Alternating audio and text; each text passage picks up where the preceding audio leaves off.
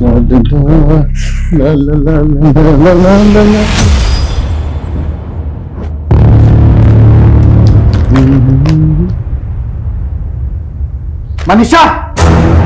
मनीषा, क्या हुआ? इधर आओ। क्यों चिल्ला रहे हैं? क्या है सब? क्या है? मनीषा तो अपने खड़ूस पति को छोड़ क्यों नहीं देती? किसके साथ भागने का प्लान कर रही हो तुम? क्या बकवास है ये? खुद झूठे लेटर रखकर मुझसे पीछा छुड़वाना चाहते हैं। बनो मत, दूध की दुल्हन तो तुम हो नहीं। लेटर आप लिख रहे हैं, मुझ पे दोष दे रहे हैं। क्या है ये सब? सब जानता हूँ मैं तुम्हारे बारे में। क्या जानते हैं आप? ये सब लेटर वेटर क्या है? तो ये सब क्या है? मैं पूछ रहा हूँ क्या है? तो दोस्तों, क्या आपने मेरी मम्मी पापा की किट देखी है? मेरे इस वीडियो को लाइक करके कमेंट करो। क्या आपने भी अपने मम्मी पापा का झगड़ा करवाया है? अच्छा, तो ये सब तेरी शरारत है? तेरी शरारत है ये? क्योंकि ये सब पापा, सोशल मीडिया पे छाने के लिए सब करना पड़ता है। नताशा दीदी भी मुंबई में एक से एक वीडियो डालती है। मुझे उनसे भी ज्यादा फॉलोअर चाहिए। तो सोशल मीडिया पे छाने के लिए तो अपने माँ बाप की थूथू करवाएगा। चल डिलीट कर। डिलीट नहीं, अपलोड करूंगा। अरे रुक रुक, मैं कहता हूँ रुक। क्या जरूरत थी इसको स्मार्टफोन दिलवाने की? बेटी को तो बिगाड़ दिया और अब बेटे को भी। तो क्या सारा दोष मेरा ही है? अपने आप को देखा है कभी? ज्यादा बहस करने की जरूरत नहीं, समझी तुम? जाकर देखो उसे क्या कर रहा है वो। मुझे ऑफिस के लिए देर हो रही है।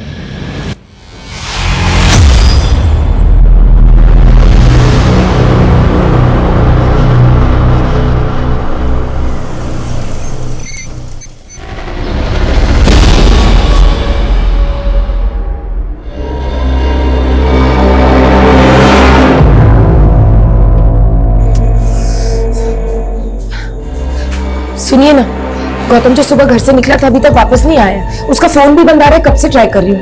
ये बात अब बता रही हो तुम मुझे? गौतम की कोई फिक्र है या नहीं तुम्हें? फिक्र क्यों नहीं होगी, लेकिन आप तो जानते हैं वो घर में टिकता है क्या? कि तुम्हें तुम्हारी किटी पार्टी से फुर्सत मिले तब ना। गौतम का ही फोन है। हेलो गौतम, कहाँ है तू? मेरे साथ। वैसे तेरी बेटी की शक्ल बिल्कुल भी नहीं मिलती है तुझसे। क्या बकवास कर रहा है तू? गौतम को फोन दे और प्रैंक करना बंद कर। यहीं से छुप के कर रहा है ना तू प्रैंक? अरे ओ, ये कोई प्रैंक नहीं है। तेरे बेटे को किडनैप कर लिया, उसकी आवाज सुनाता हूं मैं तुझे। बोल। पापा, मम्मी। सुना? अब अपने बेटे की सलामती चाहता है ना, तो 50 लाख रुपए तैयार रख। मैं एक फूटी कौड़ी भी नहीं दूंगा। तो फिर एक काम करता हूं, मैं तेरे बेटे का अंगूठा काट के तेरे घर पे भिजवाता हूं। तू उसका बायोमेट्रिक करवाना और तुझे पता चल जाएगा तेरा बेटा किडनैप हुआ है कि नहीं हुआ है। नहीं, ऐसा कुछ भी मत करना मेरे बेटे के साथ प्लीज। तो अब अपने बेटे की सलामती चाहता है तो पैसे तैयार रख और पुलिस को इन्फॉर्म करने की गलती मत करना। आप लोगों ने एकदम सही किया जो किडनैपर्स की बात नहीं मानी और हमारे पास आ गए। अब अगर वो लोग आपको दोबारा कॉल करेंगे तो हम उनके कॉल को ट्रेस कर लेंगे। Don't worry. आप हमारे गौतम को बचा तो लेंगे ना? हाँ सर, हम पूरी कोशिश करेंगे। आप हमें ये बताइए, आपको किसी पे कोई शक है? आपके बच्चे को कौन अगवा कर सकता है? सर हमें कुछ समझ ही नहीं आया। सर, जब इन्हें फिरौती का कॉल आया था उस वक्त गौतम का फोन कमला नगर में एक्टिव था। कमला नगर तो आपके घर से तकरीबन 15 किलोमीटर दूर है ना? जी। तो क्या कमला नगर में कोई ऐसा है जिसके पास गौतम जा सकता है? सर हमें इस बारे में कुछ नहीं पता सर। सर प्लीज हमारे गौतम को बचा लीजिए सर।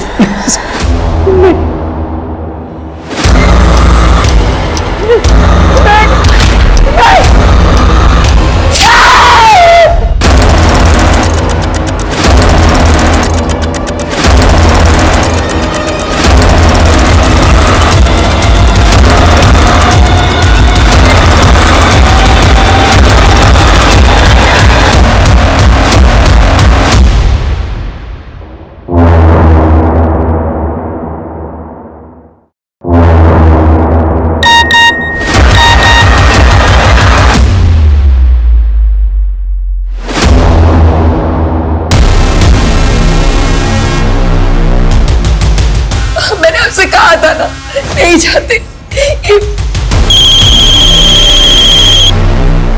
हेलो, पुलिस को इन्फॉर्म किया ना तूने? अब तेरा बेटा नहीं बचेगा। प्लीज ऐसा कुछ मत करना। मैं तुम्हें पूरे 50 लाख रुपए दूंगा। 50 नहीं 60। अब 60 लाख रुपए लगेंगे और अगली बार तेरे बेटे का अंगूठा नहीं मिलेगा तेरे घर के सामने, उसकी आंख मिलेगी। Hello hello.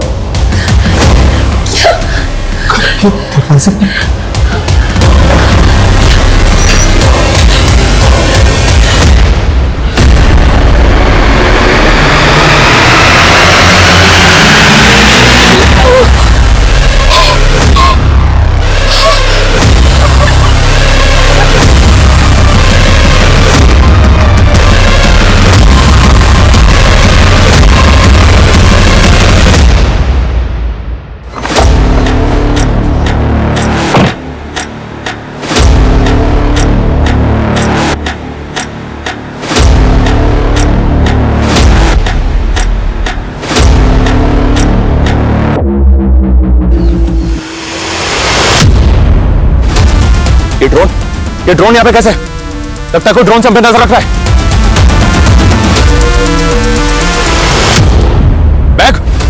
बैग कहां गया? विकास, बैग को ढूंढो, मैं ड्रोन के पीछे भागता हूं। सर, वो झाड़ियों में क्या होगा? ढूंढो, भागो। पुलिस? आपने फिर पुलिस को बुला लिया? मैंने किसी को नहीं बुलाया, ये खुद ही हमें फॉलो करके आ गए।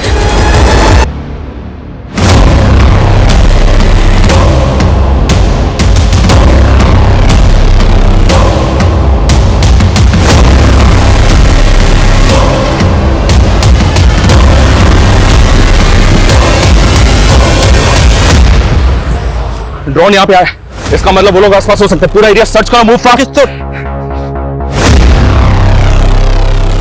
सर इधर आइए।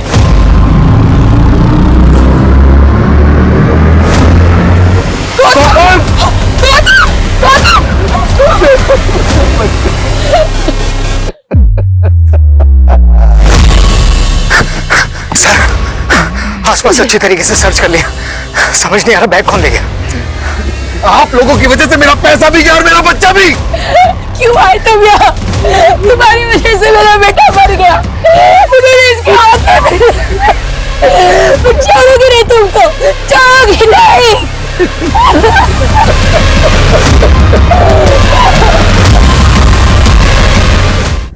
नमस्कार, मैं रेणुका शाहने क्राइम पेट्रोल सतर्क में आपका स्वागत करती हूँ। जब कोई उम्मीद मरती है, इंतजार अंधकार में बदल जाता है, तो जिंदगी चलती तो है लेकिन इंसान रुक जाता है। अपने बच्चे में अपना संसार देखने वाली अब इसी मझधार में नजर आ रही थी, लेकिन अभी इंसाफ होना बाकी था। लेकिन इंसाफ का ये सफर हिला के रख देने वाला था और इसके साथ चलने वाला एक सफर गुनाह का भी था, जो एक बहुत लंबा और डरावना सफर था, जो साल दर साल कानून को चकमा देता रहा।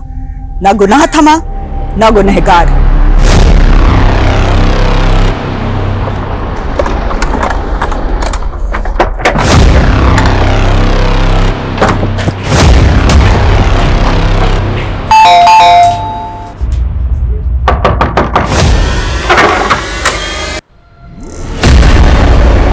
मेरे इस वीडियो को लाइक करके कमेंट करो, क्या आपने भी अपने मम्मी पापा का झगड़ा करवाया है?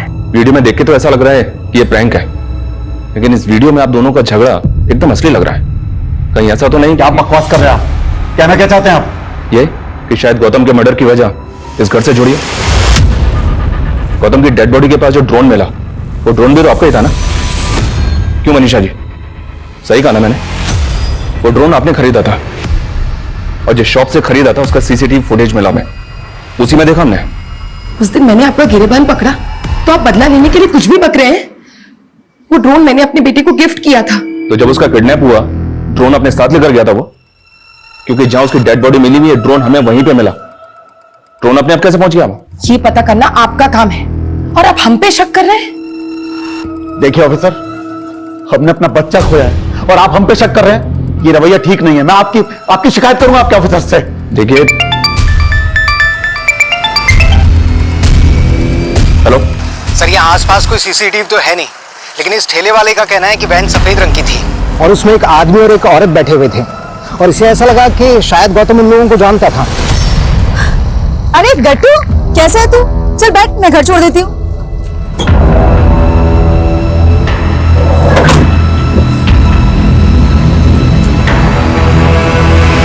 उस वैन का नंबर और उसका डायरेक्शन दोनों ट्रेस करने की कोशिश करो। हमें सबसे पहले यह पता करना होगा कि उस दिन वो वैन गौतम को लेकर कहां गई होगी। आप लोग अच्छी तरह से सोचकर बताइए, आपके किसी जान पहचान की औरत या आदमी के पास कोई व्हाइट कलर की वैन है क्या? नहीं।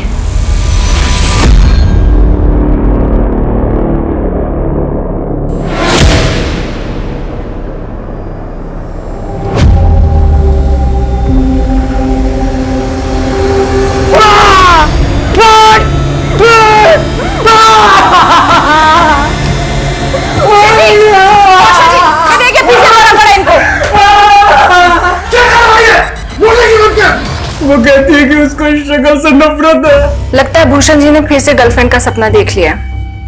भूषण जी, आप भूल गए क्या? आपकी एक्स गर्लफ्रेंड की शादी हुए तो सालों गुजर गए।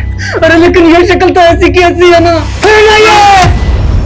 इस शक्ल के साथ पैदा होने से अच्छा होता कि मेरी माँ ने मुझे पैदा होते ही मार दिया होता। मैं जब भी ये आईना देखता हूँ ना तो मेरी शक्ल से नफरत होती है मुझे। तो देवर जी मत देखिए ना आईना, अब आप ही बताइए, आईना देखने से आपकी शक्ल थोड़ी ना बदल जाएगी, वो तो वही रहेगी। होश में आप भूषण, इसका दिमाग खराब हो गया। हो जाने दीजिए ना दिमाग खराब, पागल खाने भेजने की वजह मिल जाएगी, फिर बेच दीजिएगा ये मकान, वरना ये तो बाप दादा की जमीन जायदाद का बट्टा लगा देगा, समझ रहे हो?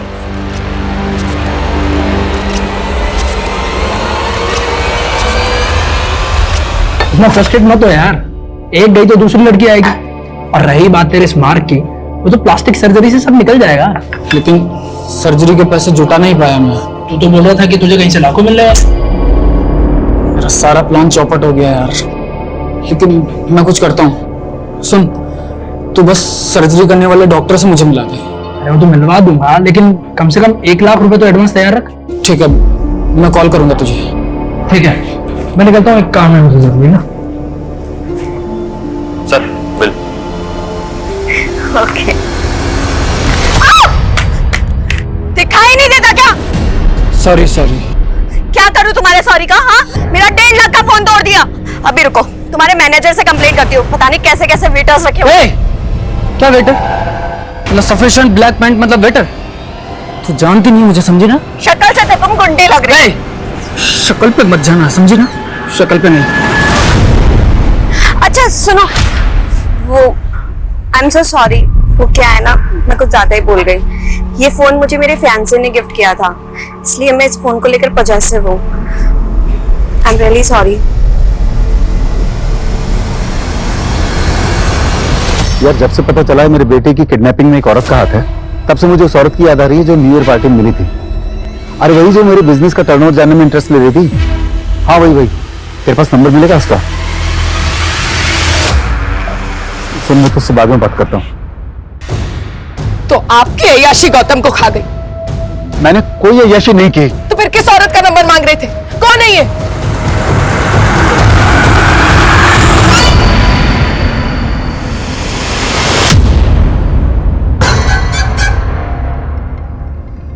क्या रे? मुझे छुपाने की क्या एक्टिंग कर रहा है? सारे मजे तो ले लिए तूने। मेरी खूबसूरती में इतना डूब गया कि तूने देखा तक नहीं कि दरवाजा खुला है। भाग सकता था। जा कहाँ रहा है? अफीम हूं मैं। साले मेरी आइटम पे नजर मार रहा है। आंखें निकालूंगा तेरी। मैंने बहुत हंसी की चढ़ रही है तुझे। चल फांसी चल। सर अंगूठा काटना, आंखें निकालना, मुझे नहीं लगता कोई पेरेंट्स ऐसा करेगा। और सर वैसे भी हमें उनके खिलाफ कोई सबूत मिला नहीं। उस औरत आदमी और उस बहन की कोई लीड मिली? फिलहाल तो नहीं सर, लेकिन हाँ सर, गौतम के सीडीआर में एक फेक आईडी का नंबर मिला है, ईवा। मिस्टर, कहीं ऐसा तो नहीं कि बच्चा किसी गलत इंसान के टच में आके उसके झांसे में आ गया? एक काम करो, गौतम की मर्डर से पहले उसकी एक्टिविटीज क्या थी इसका पता करो। Okay sir. अबे ये स्किन सर्जन का बोल के कहाँ ले आया तू मेरे को? और उस सर्जन ने 2 घंटे बाद की अपॉइंटमेंट दी है। पता क्या मजे का? एक फैशन मैगजीन का फोटोशूट चल रहा है। ओके सही है। मैं दुनिया का सी काटता हूँ, तू मेरा इसी काट रहा है। खाली समझाई क्या?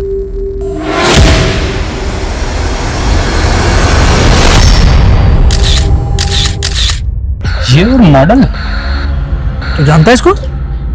इसको कैसे भूल सकता हूँ? अभी तो हिसाब चुकता करना है इसका मुझे। अच्छी तरह से चेक करो, पूरा कोना छान मारो। क्या कर रहे हैं आप? अब क्या चाहिए आपको? अच्छी तरह से चेक करो। आप बताते क्यों नहीं, क्या ढूंढ रहे हैं आप?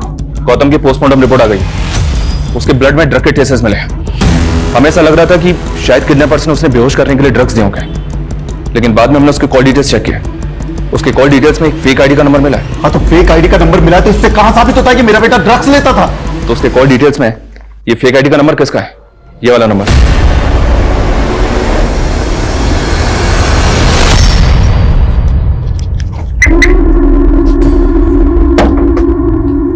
मैं जानता हूं तुम्हें मेरी शक्ल तो पसंद नहीं, लेकिन मैं भी किसी का कर्ज नहीं रखता। तुम्हारे फोन जितना महंगा तो नहीं है, लेकिन देखो अब तुम मुझे शर्मिंदा कर रहे हो। मैंने तुम्हें उस दिन सॉरी बोल तो दिया था। तो फोन लेकर थैंक जल्दी।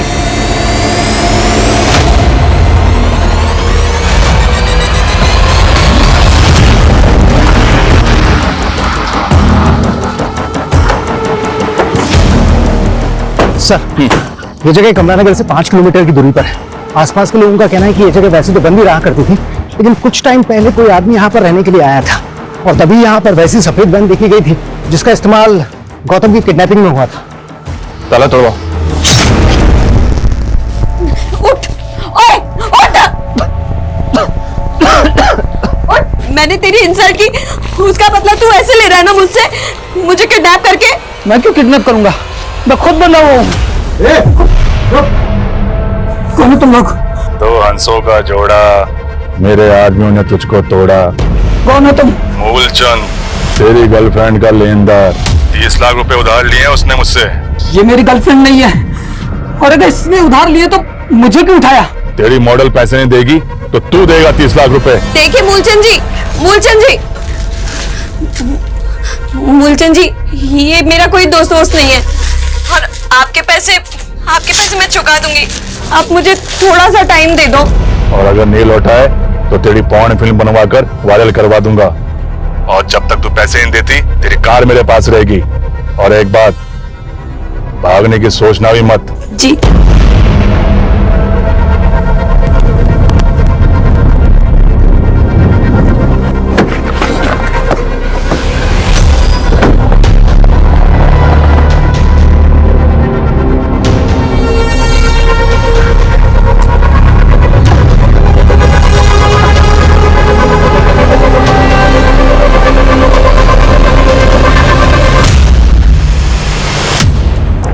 सर, ये देखिए।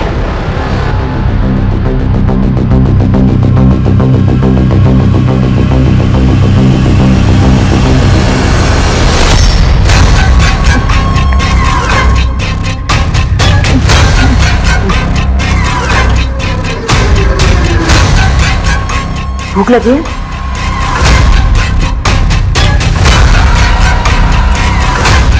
मुझे घर जाना।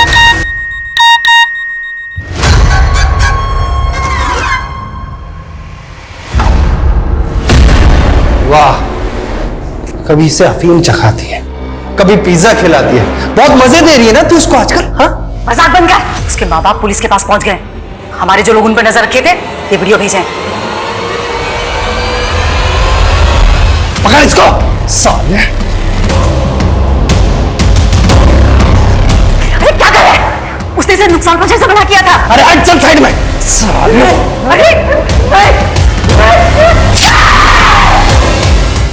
इस बात के पूरे चांसेस हैं कि गौतम को अगवा करके यहीं रखा गया है। पता नहीं ये सब किसने किया है। मिश्रा, एक काम करो, ये घर किसका नंबर है पता करो। सर। और तुम लोग भी इस कमरे का एक कोना छान मारो, देखो कुछ मिलता है क्या।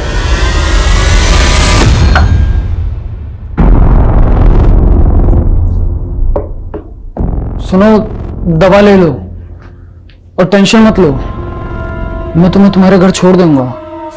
मेरे घर नहीं, मैं अपने घर नहीं जा सकती। अगर मैं घर गई तो वो मूलचंद, नहीं, अपने घर नहीं जा सकती। मैंने उससे 1 हफ्ते का टाइम तो ले लिया। मुझे समझ नहीं आ रहा कि मैं कैसे उसके पैसे चुकाऊंगी। तो फिर वो 1.5 लाख का फोन, इतनी महंगी गाड़ी, ये सब उधार के लेके घूमती हो? नहीं, मुझे मेरे फियांसे ने धोखा दिया। उसने मुझसे कहा कि उसकी मम्मी हॉस्पिटलाइज है और उसको 30 लाख रुपए की जरूरत है। तो मैंने मूलचंद से उसको पैसे उधार दिलवा दिए और वो पैसे लेके भाग गया। और ये मूलचंद मेरे पीछे पड़ा है उसके पैसों का। मुझे समझ नहीं आ रहा कि मैं उसके पैसे कैसे चुकाऊं। नहीं देखो, तुम्हें अभी आराम करने की सख्त जरूरत है। तुम दवा लो और सो जाओ। हाँ? देवर जी, क्या बात है? एक हुर गई तो दूसरी परी पटा लाए। मजाक बंद करो भाभी। मजाक? तो फिर ये कौन है? ये मेरी एक्स गर्लफ्रेंड की रेप्लिका है ये।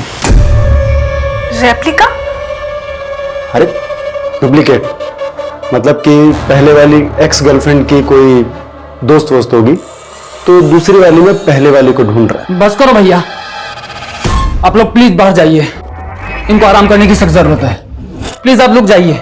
चलिए। सुनो, तुम दवा लेके आराम करो। क्या करें? हमारी इन्वेस्टिगेशन हमें फिर से यहाँ लेकर आ गए। वो घर जिसमें गौतम को अगवा करके रखा गया था वो भी आपके नाम पर ही निकला। कौन सा घर? कौन सा घर? ये वाला घर।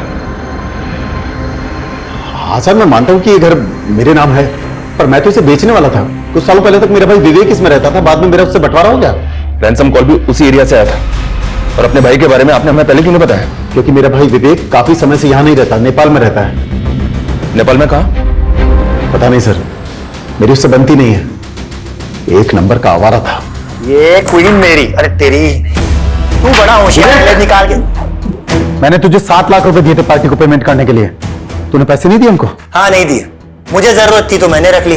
और भाई साहब वैसे भी मैं मांगता तो आप कौन सा सीधा सीधा दे देते। तो मतलब अपने भाई को चूना लगाएगा? भाई साहब इसमें चूना लगाने वाली कौन सी बात है?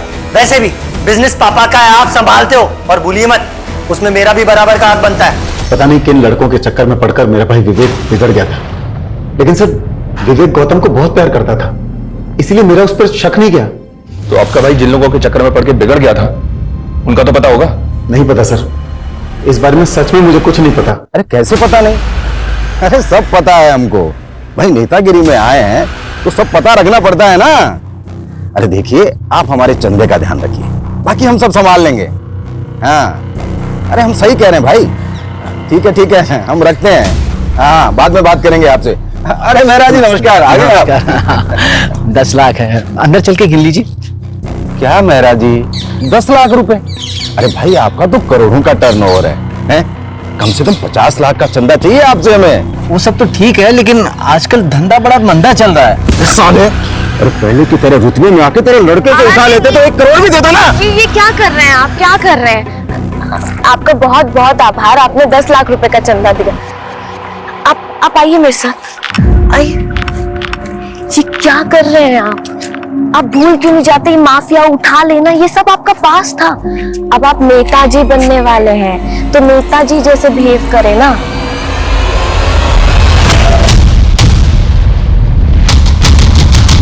तुरंत मुझे ईमेल करो। ओके। जैन सर, सर लाश के आसपास ऐसा कुछ भी नहीं मिला जिससे उसकी पहचान हो पाए। गला स्लिट करके मारा गया है सर।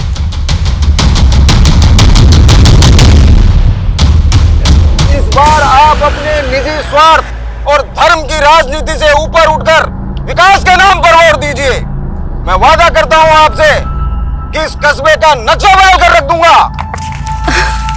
क्या बात है, बहुत ही अच्छा बोला आपने। क्या भाषण दिया है। भावे बेटा जी, इधर आओ। आप लोग जाके बाहर पोस्टर लगवाइए। वाह बेटा, एक क्रिमिनल को तुमने इतना बदल दिया कि वो समाज कल्याण की बातें करने लगा है। मैं तो कृपाल जी की बस राजनीतिक सलाहकार हूँ और ये सब तो मेरा जॉब है आंटी। आंटी नहीं, माँ। हमारी कोई औलाद तो नहीं हुई, इसलिए अब से तुम ही हमारी बेटी जैसी हो। ये मेरा भाई भूषण ही है सर। आपने 15 तारीख को राजीव नगर थाने में इनकी मिसिंग रिपोर्ट लिखवाई थी और हमें इनकी बॉडी उसके 2 दिन बाद 17 तारीख को सुंदर नगर में मिली। जब हमें इनकी बॉडी मिली तो इनके राइट हैंड का जो अंगूठा है उस पर ये इंक लगी हुई थी, एज इफ इन्होंने किसी डॉक्यूमेंट पे अंगूठा लगा। तो जब ये घर से निकले थे, किसी डील के लिए निकले थे? सर हमें कुछ नहीं पता है सर, मैं सच बोलता हूँ सर। सर ये सब ना उसकी दोस्त शिखा का किया धरा है। उस दिन वो उसी के साथ गया था। जब आपने मिसिंग रिपोर्ट लिखवाई थी उसमें किसी शिखा का जिक्र नहीं किया और ना ही ये बताया किसी शिखा के साथ गए थे। सर क्योंकि भूषण ने कुछ दिन पहले ही उस लड़की से हमें मिलाया था सर। वो लड़की हमें शुरू से ठीक नहीं लगी, लेकिन वो भूषण के साथ ऐसा कुछ कर बैठेगी ये तो हम सोच भी नहीं सकते थे सर। उस लड़की के चक्कर में तो भूषण ने उस मूलचंद नाम के आदमी से झगड़ा तक कर लिया। देख मूलचंद, बार बार फोन करके शिखा को परेशान करना बंद कर, वरना तू कितना भी बड़ा बाहुबली होगा मूलचंद, फाड़ के रख दूंगा तुझे, समझा ना? है कौन ये मूलचंद? पता नहीं सर, हमने तो पहली बार नाम सुना था उस दिन।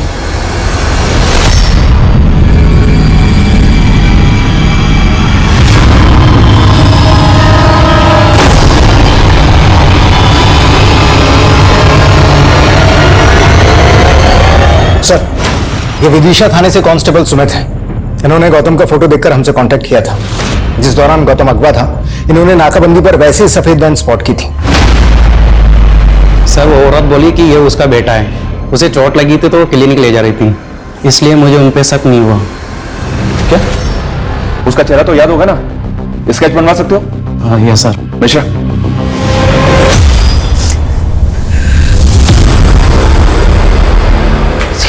अनिशा,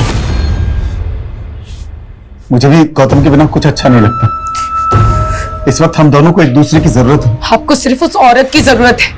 उस औरत को पाने के लिए आपने अपने भाई से बोल के मेरे बेटे बस को। मनीषा, शक मुझे भी था तुम्हारे पास्ट को लेकर, लेकिन अगर ये बातें बाहर आई ना तो अपने बेटे के साथ साथ हम अपनी इज्जत भी खो बैठेंगे। सर भूषण के सीडीआर में ना शिखा का नंबर मिला ना मूलचंद का। ये दोनों भैया भाभी मिलकर कहीं में घुमा तो नहीं रहे? लेकिन सर भूषण के मर्डर के ठीक पहले उसकी एक मिलिंद नाम के आदमी से आखिरी बार बात हुई थी। तब भूषण का फोन सुंदर विहार में एक्टिव था, जहां हमें उसकी लाश मिली थी। सर मैं किसी मूलचंद को नहीं जानता, लेकिन हाँ शिखा को जानता हूँ। एक मॉडल है। मॉडल कहाँ रहती है? सर ये तो नहीं मालूम, लेकिन वो बूस्टर फैशन मैगजीन के लिए मॉडलिंग करती है। कुछ दिनों पहले उसका पिक्चर बॉक्स स्टूडियो में फोटोशूट भी हुआ था। 16 तारीख को कत्ल से पहले आखिरी बार भूषण की फोन पर बात तुमसे ही हुई थी, राइट? अरे अभी मुझे कोई सर्जरी नहीं करवानी यार। अभी बस मुझे 30 लाख रुपए इकट्ठे करने कैसे भी करके हेल्प कर सकता है। सर मैं खुद हैरान था कि उसे इतने पैसे क्यों चाहिए थे। तुम कह रहे हो कि भूषण प्लास्टिक सर्जरी करवाने वाला था? हाँ सर, भूषण की पहली गर्लफ्रेंड ने उसकी इंसल्ट की थी। दरअसल भूषण के चेहरे पर ब्लैक मार्क था और इसी वजह से उसकी गर्लफ्रेंड उसे छोड़ दिया था। भूषण के मन में हीन भावना, इसीलिए वो प्लास्टिक सर्जरी करवाना चाहता था। कौन थी वो गर्लफ्रेंड? आजकल कहाँ है? वो तो मुझे नहीं पता, लेकिन उसने काफी टाइम पहले किसी और से शादी कर ली। सर, ये उस आदमी और औरत का स्केच है जिनके साथ सफेद वैन में गौतम को देखा गया था। इन दोनों के लिए लुकआउट नोटिस जारी करो तुरंत, और पता करो इन दोनों का गौतम के फादर या गौतम के चाचा बेबी के साथ कोई कनेक्शन है क्या? Okay sir.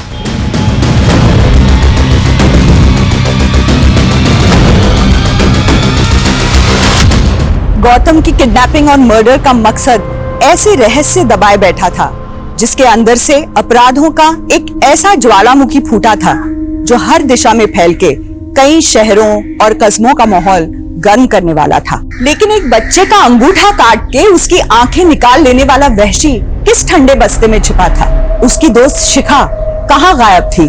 ऐसा क्या हुआ था जो भूषण के अंगूठे पे स्याही के निशान मिले थे, लेकिन उसके गुनहगार का नामो निशान तक नजर नहीं आ रहा था? और इनके बीच पॉलिटिशियन कृपाल की क्या भूमिका थी?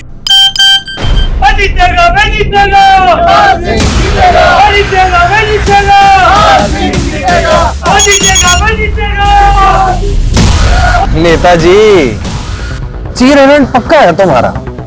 कौन बोल रहा है तू? पुराना कांड हो तुम्हारा, और अगर आप अपनी छवि बचाना चाहते हो तो 3 करोड़ देने पड़ेंगे। सर ये भूषण की पहली गर्लफ्रेंड का फोटो, ये अपने पति के साथ इंदौर में रहती थी, लेकिन इन्होंने रिसेंटली शिफ्ट कर लिया सर। शिफ्ट कहाँ किया, कुछ पता चला? नहीं सर।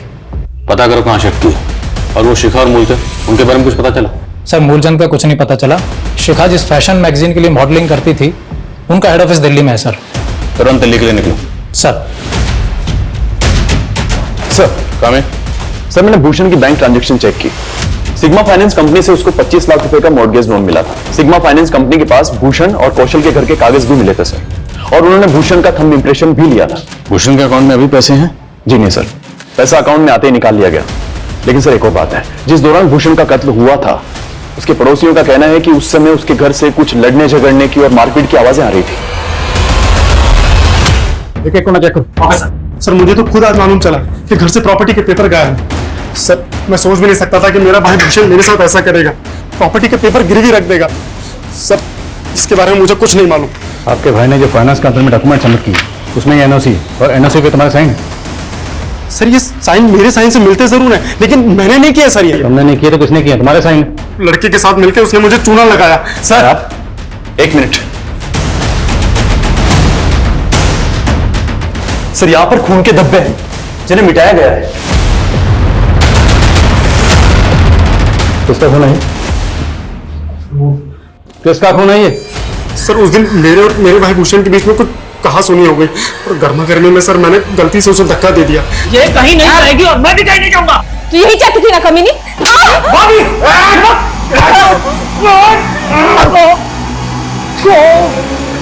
सर उसका सर यहाँ पर आकर लगा और थोड़ा सा खून बह गया सर। हाँ सर, लेकिन हमने उसको पट्टी कर दी थी सर, वो बिल्कुल ठीक हो गया था। हाँ सर, सर उसके दूसरे दिन तक वो यहीं पे था और उसके बाद फिर शिखा के साथ चला गया। सर हमने कुछ नहीं किया। सर यकीन कीजिए सर, सर मेरा यकीन कीजिए सर। चाय लेकर आई हूँ, जल्दी आइए वरना ठंडी हो जाएगी।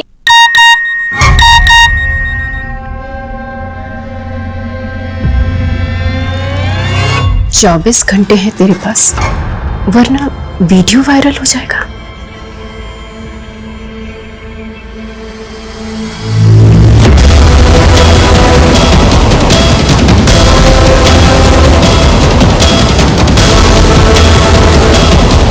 मैंने तुझे बेटी माना और तूने मेरा पति ही छीन लिया। मुझे माफ कर दीजिए।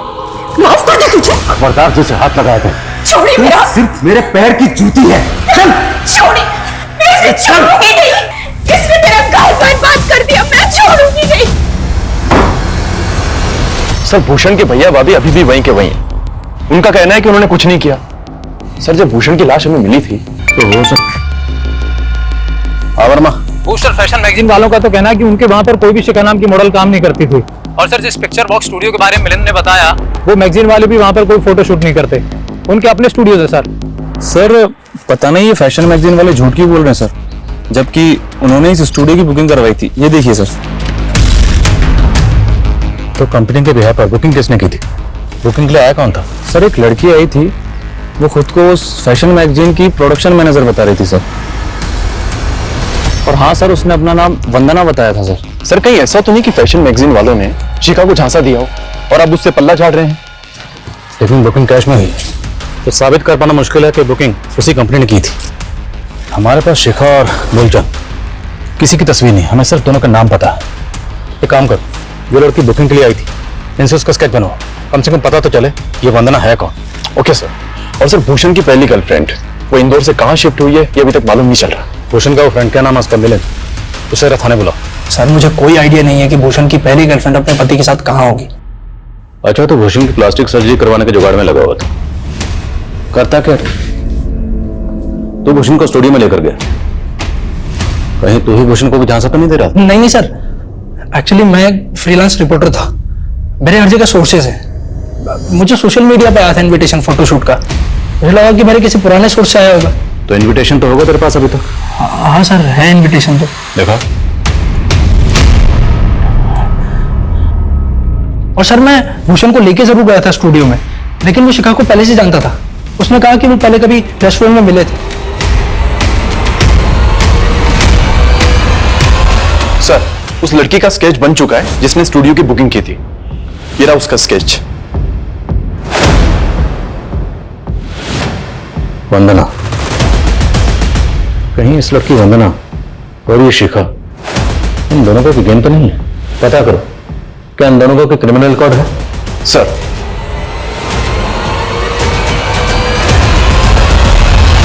हाँ पापा, वो एक डील थी इसलिए इंदौर आई हुई थी। काम खत्म होते ही मिलती हो ना।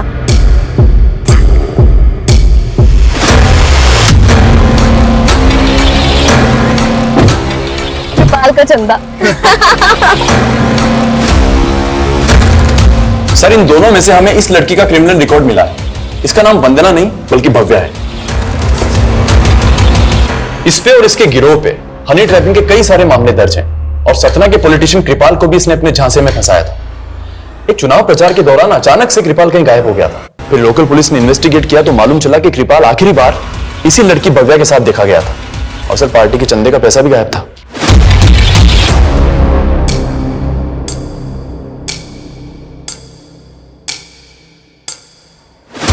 क्या नेताजी, इज्जत बचा ली, जिंदगी कैसे बचाओगे?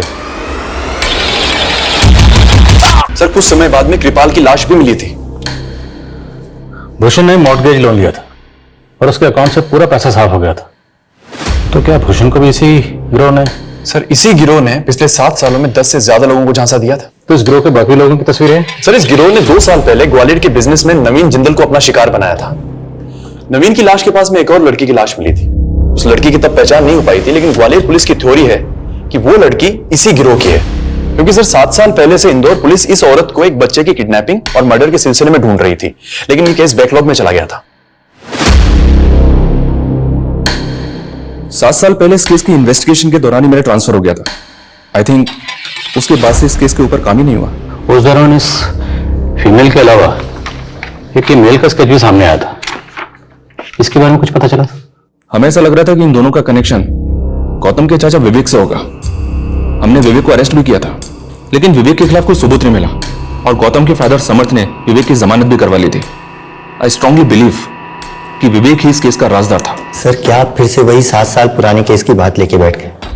मैं क्यों अपने भतीजे को मरवाऊंगा सर? तुमने अपने भतीजे को नहीं मरवाया तो किडनैपर्स तुम्हारे भतीजे को तुम्हारे घर पर क्यों लेकर गए? जाहिर सी बात है, तो किडनैपर्स के साथ मिला हुआ था और किडनैपर्स को जानता है। नहीं सर, मैं इन किडनैपर्स को नहीं जानता। हो सकता है तुम उन दोनों को ना जानते हो, लेकिन क्या इन दोनों में से किसी को जानते हो?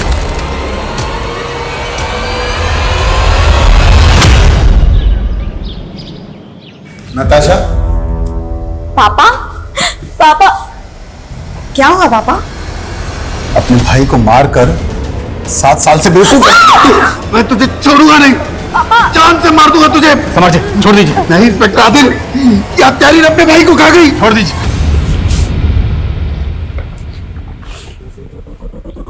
7 साल पहले तुम महज 19 साल की थी और तब तुमने अपने भाई को क्यों? मुझे बचपन से ही पैसों की लत थी, पर पापा पैसे देते ही नहीं थे। जब मैं मुंबई पढ़ाई करने गई तो वहां मैं भव्या से मिली। इसने मुझे आइडिया दिया कि पापा से पैसे कैसे निकलवाने। ये तो क्या बोल रही है भव्या? मैं और अपने भाई का किडनैप? नहीं, कोई प्रॉब्लम नहीं होगी। मैं ऐसे लोगों को जानती हूँ जो ये काम बड़े आसानी से कर जाते हैं, और तुम्हारे भाई को भी कुछ नहीं होगा। भव्या ने जग्गी और कामिनी के साथ मिलकर एक घर में चोरी की थी। भव्या ने मुझे जग्गी और कामिनी से मिलवाया। गौतम के फोन में हमें एक फेक आईडी का नंबर मिला था। वो नंबर किसका था? जग्गी ने मुझे दिया था जब मैं गौतम के साथ मिलकर प्लान सेट कर रही थी। अगर मैं अपने नंबर से गौतम को बार बार कॉल करती तो पुलिस मुझसे पूछताछ करती। तो क्या गौतम भी तुम्हारे प्लान में शामिल था? हाँ, मैंने उसे टैब का लालच दिया और वो मान गया। हाँ, टैब तो मुझे चाहिए, पर मिलेगा कैसे नताशा दीदी? अगर तू मेरी बात मानेगा ना तो तुझे टैब क्या 1 लाख रुपए भी दूंगी, जिसे तू जो चाहे वो खरीद सकता है। कैसे नताशा दीदी? मैंने गौतम से कहा कि व्हाइट कलर की वैन में मेरे कुछ फ्रेंड्स उसको पिक करने आएंगे, लेकिन जग्गी और कामिनी गौतम को वैन में बहुत देर तक घुमाते रहे। गौतम को लगा था कि वो जैसे ही वैन में बैठेगा उसे उसका टैब मिल जाएगा, पर ऐसा नहीं हुआ। उसके बाद ये जग्गी और कामिनी गौतम को लेकर तुम्हारे चाचा के घर गए? हाँ, मेरे पास उस घर की चाबियां थी, लेकिन मैं गौतम को नुकसान नहीं पहुंचाना चाहती थी। बट हमें आइडिया नहीं था कि पापा पुलिस को इन्वॉल्व कर लेंगे। इसी गुस्से में जग्गी ने गौतम का अंगूठा काट दिया। कामिनी, तुमने गौतम के साथ बिल्कुल भी ठीक नहीं किया है। तुम लोग ऐसे कैसे मेरे भाई के साथ? अगर ये बचाना तो तू बचेगी, अगर तुझे बचना है तो इसे मारना पड़ेगा। मैं बहुत डर गई थी, पर जब पापा ने जग्गी को पैसे दिए तो जग्गी ने गौतम की आंखें क्यों निकाली थी? ताकि लगे कि ये किसी प्रोफेशनल गैंग का काम है। पैसा मिला तो हमें लालच आ गया और हमने अपनी एक गैंग बना ली और हनी ट्रैपिंग में घुस गए। हम सोशल मीडिया और मैट्रिमोनियल साइट से रेकी करके टारगेट ढूंढते थे और हम ऐसे आदमी की तलाश करते थे जिसके पास बहुत सारा पैसा हो। कृपाल के अलावा और बहुत सारे लोगों को फंसाया था हमने। कृपाल गुंडागिरी से नेतागिरी में उतरना चाहता था और उसके लिए उसको एक राजनीतिक सलाहकार की जरूरत थी। फिर मैंने एक फेक रिज्यूम बनाया, उन्हें दिखाया और बोला कि मैं साउथ इंडियन लीडर के साथ भी काम कर चुकी हूँ। फिर मैंने उसे सेड्यूस किया और एक दिन मौका देख के उसका वीडियो बनवा लिया। हम एक सर्जन की रेकी कर रहे थे, तभी वहाँ भूषण अपने एक दोस्त के साथ प्लास्टिक सर्जरी के बारे में बात करने के लिए आया हुआ था। हमें लगा कि प्लास्टिक सर्जरी करवाने वाले के पास तो बहुत पैसा होगा। हमने मालूम किया तो उसे पहले एक लड़की छोड़कर जा चुकी थी। उसी का फायदा उठाकर मैंने उसे अपने जाल में फंसाने की सोची और मिलिंद को फेक फोटोशूट का इनविटेशन भेजा। वो भूषण तुम्हारे प्यार में इतना दीवाना था कि तुमसे शादी का सपना पूरा करने के लिए मूलचंद को 30 लाख देने को तैयार हो गया। यहाँ तक कि उसने अपना घर गिरवी रख दिया और तुम्हें 30 लाख दिए, और तुमने न सिर्फ उसके प्यार का धोखा दिया बल्कि उसका कत्ल कर दिया। ये लो शिखा, और जाके अपना पीछा छुड़ा लो उस मूलचंद से। तुम लोगों के गैंग में कामनी भी थी, उसका कत्ल कैसे हुआ? हमने ग्वालियर के एक बिजनेसमैन को ट्रैप किया था। जब उसका मर्डर करने जा रहे थे तो अपने बचाव में कामिनी का मर्डर हो गया था उससे, और फिर हमने उसे मारा और उसके पैसे लेकर भाग गए। महज पैसों के लिए तुमने अपने सगे भाई का कत्ल कर, सिर्फ पैसों के लिए, और इतनी बड़ी मुजरिम बन गई। ताज्जुब होता है कि एक बहन अपने सगे भाई का कत्ल कैसे कर सकती, वो भी सिर्फ पैसों के लिए। तुमने भाई बहन के रिश्ते को शर्मिंदा कर दिया।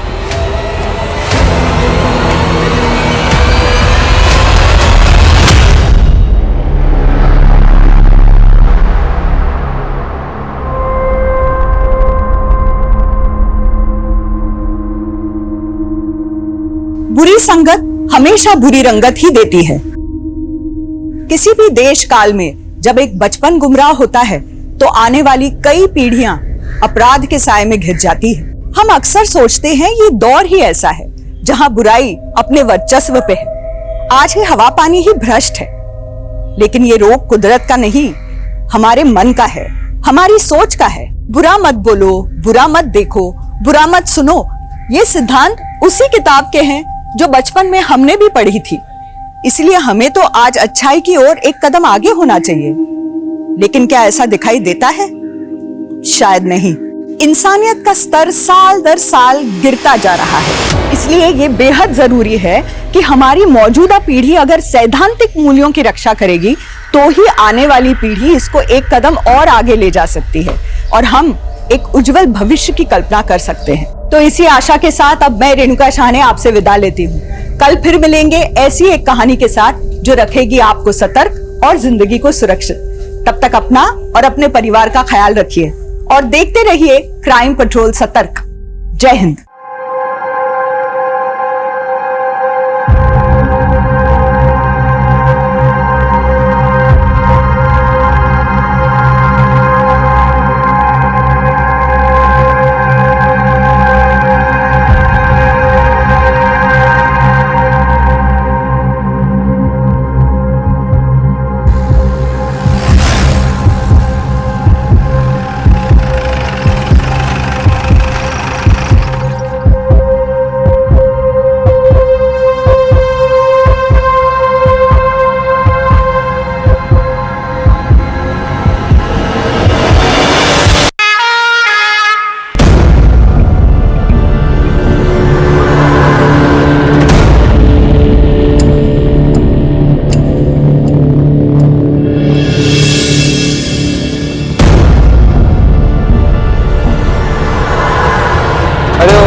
बच्चे का आई कार्ड उठाओ।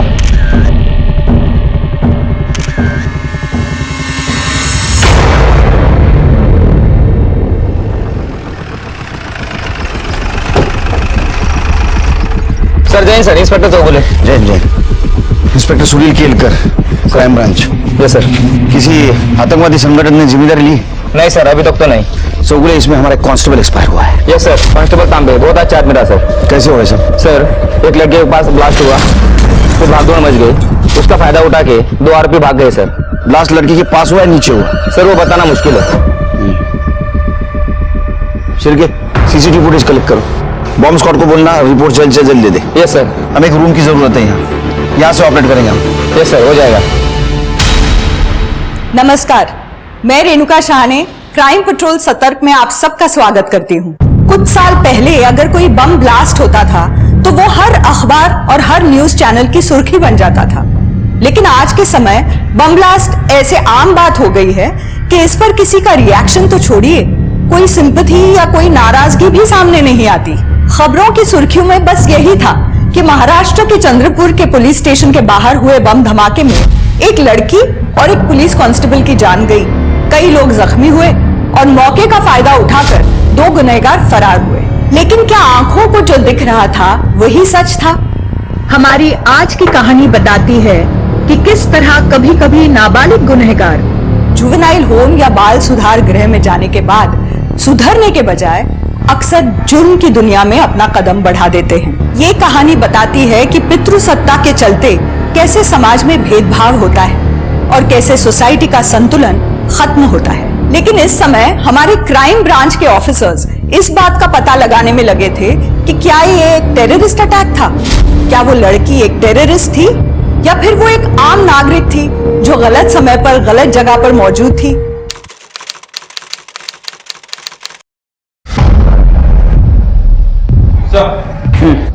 सर बॉम्ब स्क्वाड की रिपोर्ट आ गई है। आईडी का इस्तेमाल किया गया था। क्रूड बम था सर, यानी कि कच्चा बम।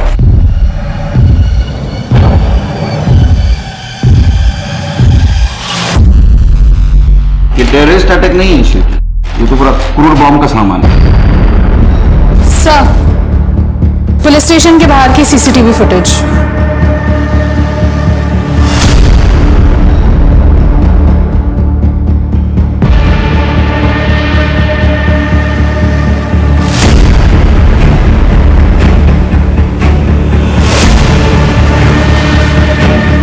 लड़की ने मोबाइल से ट्रिगर लगा इसे, कहा हो गए। इस लड़की की बॉडी पे तो बम नहीं था। सर ये ब्लास्ट के पहले वाले फुटेज है।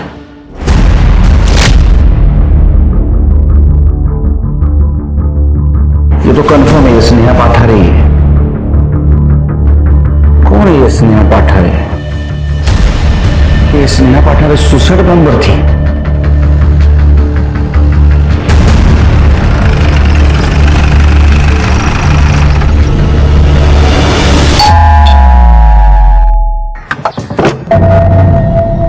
हम लोग क्राइम ब्रांच से आए हैं, उमेश पाठारे से बात करनी है। कौन आ रहे? मैं स्नेहा का बाप हूं। बात क्या है?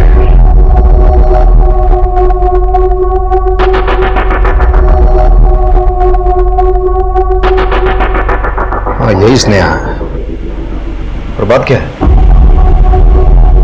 कल जो बॉम्ब ब्लास्ट हुआ है उसमें स्नेहा की मौत हो गई। क्या? स्नेहा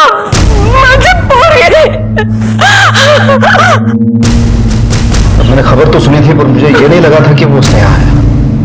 भगवान ने क्या किया? उसे मेरी बेटी छीन ली। जब कल रात स्नेहा घर नहीं आई तो आप लोग परेशान नहीं हुए? स्नेहा अक्सर अपने दोस्तों के घर पढ़ाई के लिए जाती है। मुझे लगा कल रात को वो मर गई रहेगी। हमें आपकी डीएनए टेस्ट करवानी होगी कंफर्मेशन के लिए। ठीक है। स्नेहा की किसी के साथ दुश्मनी? सर 18 साल की थी मेरी स्नेहा। इस उम्र में उसकी किसी से क्या दुश्मनी हो सकती है? क्या बीच-बीच में बोलती रहती है तू? तो अंदर जाके मातम मना। लगता है तुम्हें तुम्हारे बेटी की मौत का दुख नहीं हुआ। अब क्या करूं? 2 लोगों ने बहुत परेशान कर रखा है। कौन? मेरा छोटा भाई सुधीर और मेरी छोटी बहन सुनीला का पति है मिलिंद देशपांडे। उन दोनों ने मेरी बेटी को मारा है। कंफर्म? वो क्यों मारेंगे? सर कुछ दिन पहले मैंने प्रॉपर्टी को लेके सुधीर से बात की थी तो उसने मुझे धमकी दी थी। लेकिन तू मुझे प्रॉपर्टी बेचने क्यों नहीं दे रहा है यार? वो मेरा फैसला है भाऊ, और मुझे किसी को जवाब देने की जरूरत नहीं है। देख मेरी बात सुन, ठंडे दिमाग से सोच ले। देख तेरा भी फायदा है, मेरा भी फायदा है। इसमें सोचने जैसा कुछ नहीं है, समझ गए आप? चलो निकलो अभी। तब इससे बात कर। तेरा बड़ा भाई होने में मैं जो बोल रहा हूँ वही करना पड़ेगा तेरे को। आपको कुछ और काम नहीं है क्या? बाबा ने जब वसीयत बनाई थी ना तो डिसीजन मेकर मुझे बनाया था। ये बात याद रखो और अभी निकल जाओ यहाँ से। अरे चलो, तू क्या धक्का क्या दे रहा है मुझे? चलो भाऊ, ये थप्पड़ तुम्हारे पूरे परिवार को बर्बाद कर देगा, याद रखना ये बात। चलो चलो। अगर वो डिसीजन मेकर है तो इसमें प्रॉब्लम क्या है? सर अच्छी बात है, लेकिन प्रॉब्लम इसमें है जरूरत है। मेरी छोटी बहन सुनीला, उसको पैसों की जरूरत है, मुझे पैसों की जरूरत है अपने बिजनेस में लगाने के लिए। मेरी बाबा ने मुझे फंसा दिया है। वो प्रॉपर्टी को हड़प करना चाहता है वसुधर। और मिलिन साहब, ये मिलिन जो है वो विद्रोहियों और सरकार के बीच में मांडोली करता है। अभी कुछ दिन पहले ही किसी बातचीत को लेके कुछ गड़बड़ हो गई थी, तो पुलिस ने 2 विद्रोहियों को पकड़ लिया था और उसी के चलते ये मिलिंद परेशानी में आ गया था, क्योंकि उन विद्रोहियों को लगता था वही जिम्मेदार है। और सर, मैंने टीवी पे देखा, वो जब ब्लास्ट हुआ ना, दोनों विद्रोही भाग गए थे। तो क्या ये ब्लास्ट मिलिंद ने करवाया? हाँ सर, उसी ने करवाया सर, क्योंकि ऐसा करने से वो विद्रोहियों की नजर में बेगुनाह साबित हो जाता ना। सर, मैं आपको कंफर्म बता रहा हूं, इन दोनों में से ही किसी ने मेरी बेटी को मारा है। सर, आपने नोटिस किया, अश्मिता इतने बड़े घर की मालकिन है, उसकी हालत, रहन सहन, कपड़े देख के लगता नहीं है। सर, माँ तो थोड़ी इमोशनल लग रही थी, लेकिन बाप, उसे देख के लगता है कि बेटी की मौत का कोई फर्क नहीं पड़ा उसे। मैंने नोटिस किया ये चिरके, ये पाठर और देशपांडे परिवार का पूरा कच्चा चिट्ठा चाहिए मुझे। तो तुम एक काम करो, सुनीला और मिलिंद, इनसे बात करो, सुधीर को मिलता। उमा, अनिला, जल्दी बाहर आओ। क्या ये सब? क्या है ये? पापा, मैं साफ करने वाली थी। जबान लड़ाएगी? हाँ? और तू? बाबा, भाई ने कहा था कि वो कर देंगे। तू भी सीख गई इसका? जबान लड़ाना? क्या कर रहे हो? आजू बाजू वाले सब देख लेंगे। कुछ मुझे फर्क नहीं पड़ता है, इनको समझाओ जरा। मुझे काम चाहिए, इनका जबान लड़ाना नहीं, वरना खाना पीना बंद कर दूंगा। ए, चलो काम करो, चलो फटाफट। दे दो, इधर दे दो। अरे वाह, अरे मेरा राजा बेटा वंश। आज पापा के साथ खेलेंगे ना? क्या है? हाँ, तुम दोनों से सही से काम नहीं हो सकता है क्या? अब फटाफट ये सफाई करो और निकलो यहाँ से, वरना आज मैं तुम दोनों को खाना नहीं दूंगी, ना समझी?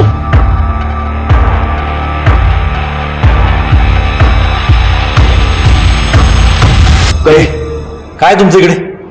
चलो अंदर, चलो। काय ना साहब, मेरी दोनों बेटियों को अकल ही नहीं है, किसके सामने खड़ा रहना है, किसके सामने खड़ा नहीं रहना है, कुछ समझ में नहीं आता। कल बॉम्ब ब्लास्ट में जिस लड़की की मौत हो गई, उसने आई थी।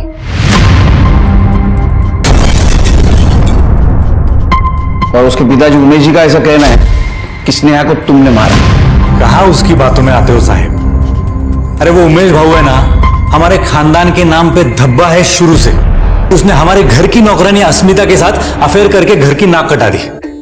मतलब जो घर में उनकी वाइफ थी अस्मिता, वो उस घर की नौकरानी थी? हाँ, भाऊ ने तो उसे छोड़ दिया था, पर जब उसे पता चला कि वो पेट से है, तब वो हमारे बाबा के पास आई और उसकी शादी भाऊ के साथ कर दी। लेकिन बाबा की मौत के बाद भाऊ ने उन दोनों को घर से बाहर निकाल दिया। लेकिन जैसे मुझे बाबा ने पावर ऑफ अटर्नी दी थी, वैसे ही उन्होंने स्नेहा को तीसरा हिस्सेदार बना लिया था। तब भाऊ को मजबूरी में उनको घर में वापस लेना पड़ा, और इसीलिए वो हमारे पीछे पड़ा रहता है कि हम अपनी प्रॉपर्टी बेच दें। नहीं, लेकिन वो तो नया बिजनेस शुरू करना चाहते थे। बिजनेस? उमेश भाऊ? हाँ? अरे काय साहेब, वो तो लंगोट का ढीला है, वो तो मीना कांबळे के साथ उसका अफेयर है। वो 2 नंबर के धंधे करती है, और हाल ही में उसको बहुत भारी नुकसान हुआ है, और उसी को मदद करने के लिए भाऊ को पैसे चाहिए, और वो हमारे पीछे पड़ा हुआ है।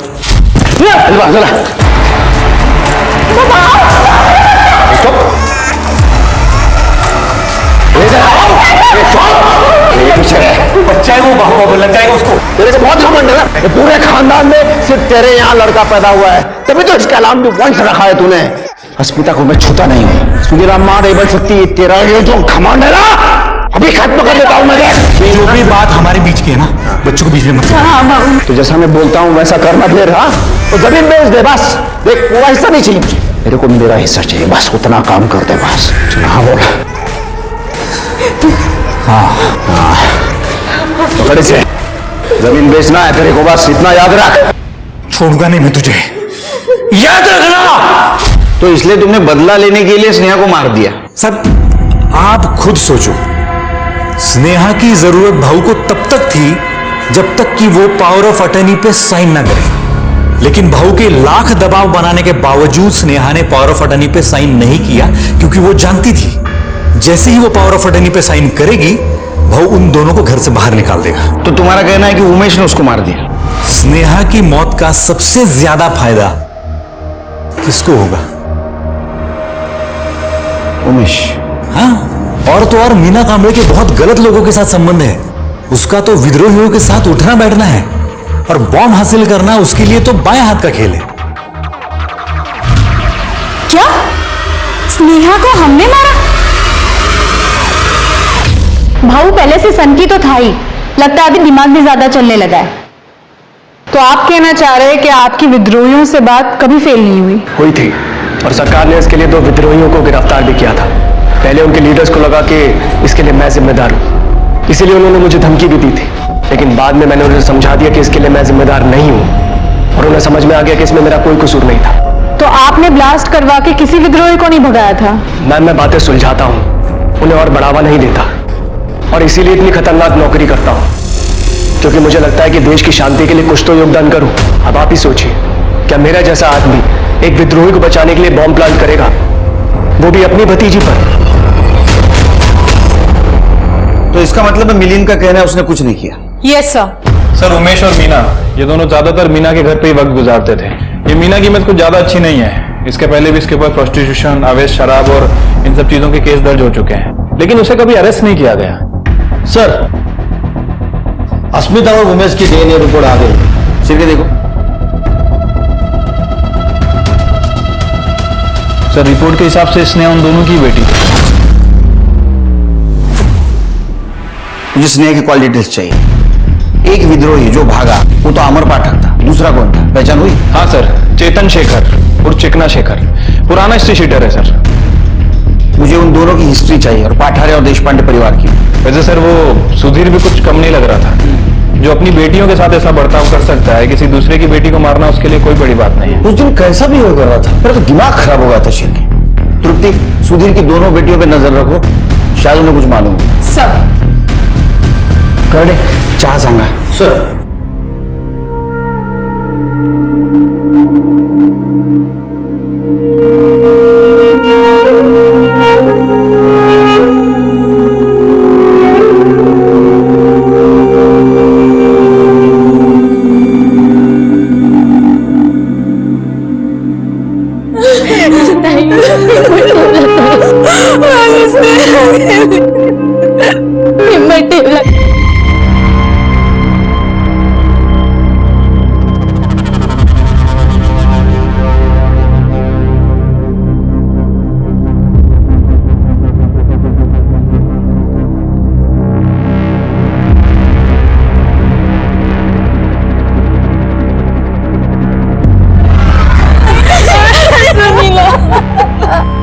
शर्म नहीं आई तुझे मुझ पे इल्जाम लगाते हुए?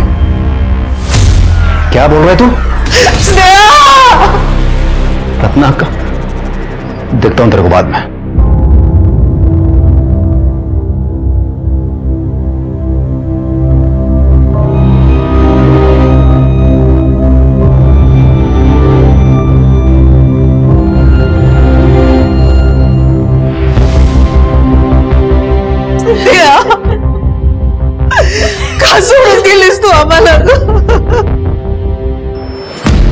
हमारे आई पापा हमसे बहुत नफरत करते, हमसे नौकरों जैसा काम करवाते, क्योंकि हम लड़कियां हैं ना, वो सिर्फ वंश को ही प्यार करते हैं। और आज तो वो हमें स्नेहा ताई के घर भी नहीं लेके गए। बेटा, तुम दोनों स्नेहा के करीब थे? हाँ।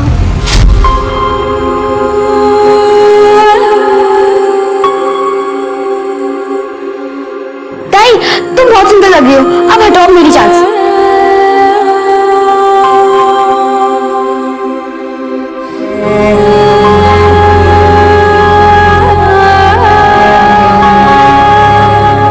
बस लगी ना ताई में? चलो एक सेल्फी लेते सब। पर ताई, घर पे जाने से पहले ये सब हटाना पड़ेगा, नहीं तो बाबा मारते।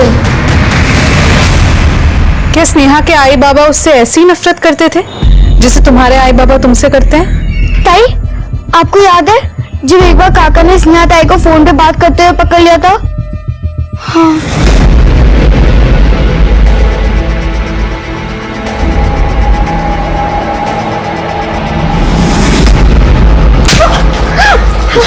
किस आवारा लड़के से बात कर रही है तू? नहीं बाबा, मैं अपनी दोस्त चंपा से बात करी थी। चंपा? हेलो हेलो, क्या चंपा लिखा है? ये तो सीएस लिखा है। बाबा सीएस मतलब चंपा शिंदे। मैं अपने सारे दोस्तों का नाम ऐसे ही सेव करती हूँ। मुझे कैसे पता ये सारे लड़के नहीं है? आज से तेरा फोन बंद। बेटा तुम लोग और क्या बता सकते हो अपनी स्नेहा ताई के बारे में? हाँ, एक लड़का था प्रदीप इंगले। वो ताई को रोज मैसेज करता था। ताई हमेशा परेशान रहती थी। उमा, उमा मैं क्या करूं? मुझे कुछ समझ नहीं आ रहा। वो मुझे मैसेज भेज रहा है कि मुझे मार डालेगा। लेकिन क्यों ताई? ताई बताओ ना। स्नेहा इस प्रदीप इंगले को कैसे जानती थी? वो ताई के कॉलेज से ही था।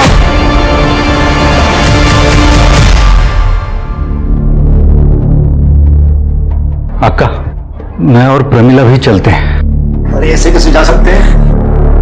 अपना अक्का जरा इसको समझाओ, इसको अकल दो जरा। इसे बोलो कि जमीन बेच दे। लाज नहीं वाटत तुला? बेटी के चौथे पे भी वही बात?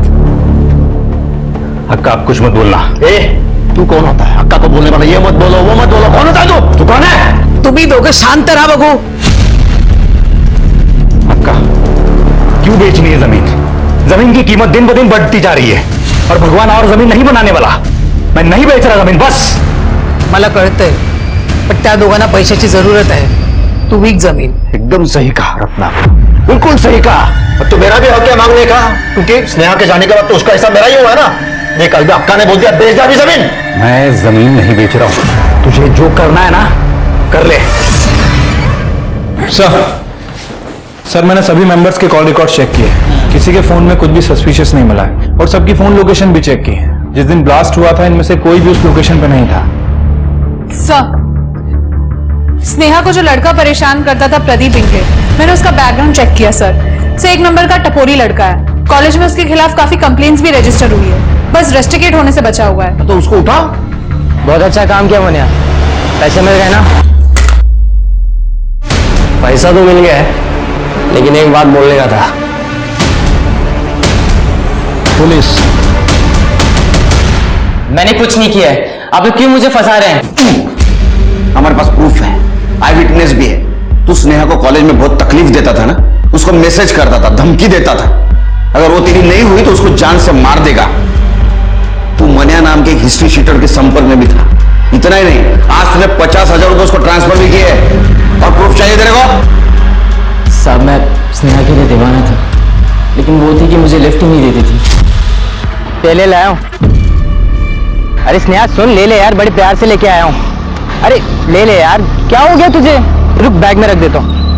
अरे अरे लेती जा यार, परफ्यूम लाया और खुशबू आएगी तेरे में से। स्नेहा चल लॉन्ग ड्राइव पे चलते। छोड़ो। अरे चल ना यार। अरे बाबा को सिखाते। छोड़ो। अरे तेरे लिए गाड़ी लेके आया यार मैं। उसने पब्लिक के सामने मेरी इंसल्ट की थी, इसलिए मैंने भी सोच लिया कि अगर वो मेरी नहीं हो सकती तो मैं उसे किसी का नहीं होने दूंगा। इसलिए तूने मनिया को सुपारी दी और मनिया ने उसको बॉम्ब से उड़ा दिया। मैंने भी यही सोचा था कि मनिया ने उसे मारा है और इसीलिए मैंने सुपारी के पैसे भी उसे ट्रांसफर किए। लेकिन आज जब मेरी उससे बात हुई तो काश इस स्नेहा को अपन ने मारा होता। अपना भी फोटो वोटो छपता, अखबार में मजा आता, अपन भी फेमस होते हैं। मतलब तूने उसे नहीं मारा? नहीं ना साला, पहले ही किसी ने सीन शॉट कर दिया। ऊपर से वो साला चिकना, वो भी साला भाग गया। उसको तो फांसी होना चाहिए था। खाती थी मैंने सुपारी, लेकिन मैंने उसे नहीं मरवाया और अब वो कमीना मनिया मेरे पैसे भी वापस नहीं कर रहा है। सर क्या आप मेरे पैसे निकलवाने में मदद कर सकते हैं? हाँ कर सकता हूँ। कितने पैसे दिए थे? सर 50,000। ये 25 ले, ये 25 ले। और बैग चाहिए? दो? नहीं नहीं नहीं सर। स्नेहा का मर्डर केस जब तक सॉल्व नहीं होता इसको अपने पास रखो। सर प्लीज सर, मैंने कुछ नहीं किया। मुझे मनिया चाहिए। कैसा हो प्रदीप को एड़ा बनाया रे? एक नंबर का एड़ा है। तो भाई लोग आज की पार्टी एड़े प्रदीप के नाम क्या बोलते? चेस चेस चेस भाई चेस। लगता है चाइनीज वाला आ गया भाई, चाइनीज ले गया जा। चाइनीज बहुत खा लिया तुमने, अब इंडियन खाने का टाइम। चल क्राइम ब्रांच, पुलिस, चल। हाँ चलिए ना साहब, आता हूँ। इधर जा।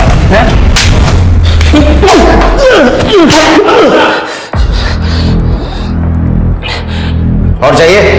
साहब ये चिकने शेखर और मेरा पुराना लफड़ा साहब पहले से, मैं उसे बर्बाद करना चाहता था साहब, और बहुत सारा पैसा कमाना चाहता था। बस 2 ही टारगेट था मेरा। इसलिए जब स्नेहा का सुपारी दिया ना प्रदीप ने मेरे को, मैं फट से मान गया साहब। बोला कि एक तीर से दो शिकार मिलेंगे साहब अपने को। तू चिकना को कैसा बर्बाद करने वाला था? अरे साहब ये गर्लफ्रेंड है ना साहब स्नेहा चिकने की, मालूम नहीं आपको? सोचा था स्नेहा को उड़ा दिया ना तो चिकने का लव लाइफ खत्म। हाँ? उसके बाद अंडरवर्ल्ड से तारीफ मिलेगी, लोग डरेंगे अपन से, लेकिन उसके पहले ही कोई और बैंक खिल गया ना साहब। सिरकी, इसको कस्टडी में रखो और देखो ये जो कहानी सुना रहा है इसका राइटर ये खुद है या कोई और। सर स्नेहा की कॉल रिकॉर्ड। सर स्नेहा के कॉल रिकॉर्ड में जो चंपा शिंदे का नंबर है वो चंपा शिंदे का नंबर नहीं है सर, बल्कि वो चिकना शेखर का नंबर है, और स्नेहा ने यह नंबर CS के नाम से सेव कर रखा है। क्या चंपा लिखा है? ये तो CS लिखा है। बाबा CS मतलब चंपा शिंदे। और सर ये वही बंदा है जो बम ब्लास्ट के बाद वहां से भागा था। ये चिकना चाहिए, जो चिकना और उसके प्यार के बीच में आया था, जिसके बाद चिकना को जुवेनाइल होम भेज दिया गया था, जहां अपनी गलतियों को समझने और उन्हें सुधारने के बजाय चिकना ने बगल वाली जेल के बड़े बड़े क्रिमिनल से दोस्ती कर ली थी। क्योंकि चेतन एक टीनेजर था और क्लीन शेव रहता था, इसलिए सबने उसका नाम प्यार से चिकना रख दिया, और वो हर बार बाहर निकलता, क्राइम करता और जुवेनाइल होम वापस आ जाता। धीरे धीरे उसने IED बम बनाना भी सीख लिया और लोगों की सुपारी लेने लगा। 18 साल की उम्र में उसका नाम कुख्यात क्रिमिनल्स के लिस्ट में शुमार हो गया था। जिस दिन ब्लास्ट हुआ चिकना उससे 1 हफ्ते पहले ही गिरफ्तार हुआ था। तो क्या स्नेहा की मौत चिकना के भागने का प्लान थी? क्या वो बम जिससे स्नेहा की मौत हुई वो चिकना ने ही बनाया था? लेकिन उसने ये सब कैसे किया? क्योंकि अब तक पुलिस इस बात को लेकर श्योर थी कि स्नेहा के परिवार में से किसी ने भी बम का इंतजाम नहीं किया था, और बॉम्ब स्क्वाड की डिटेल रिपोर्ट ने पुलिस के शक को कंफर्म कर दिया। शिर के बॉम्ब स्क्वाड से तो ये कंफर्म हो गया कि स्नेहा के बॉडी पे बॉम्ब था, लेकिन सवाल ये है कि स्नेहा ने बॉम्ब क्यों पहना था? क्या स्नेहा को पता था ये बॉम्ब है? सारे सवालों के जवाब तो एक ही आदमी दे सकता है, चिकना शेखर, जो गायब है। Sir 1 minute. हेलो, कहां पे? ठीक है सर, चिकना के बारे में टिप मिली है। चिकना सनी उर्फ सुलेमान का दोस्त है, उसे अभी लक्ष्मी नगर में देखा गया है सर, और उसका नंबर भी भेजा है, ये देखिए। 222 कॉल एड्रेस निकालो। ये नंबर मैंने कहीं देखा है शिव।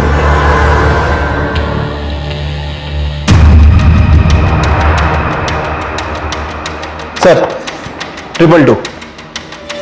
यस, इसका मतलब ये स्नेहा सनी के टच में थी। शिव के एक काम करो, लक्ष्मी नगर पे नजर रखो, ये सनी हमें चिकना शेखर तक पहुंचाएगा। ठीक है सर।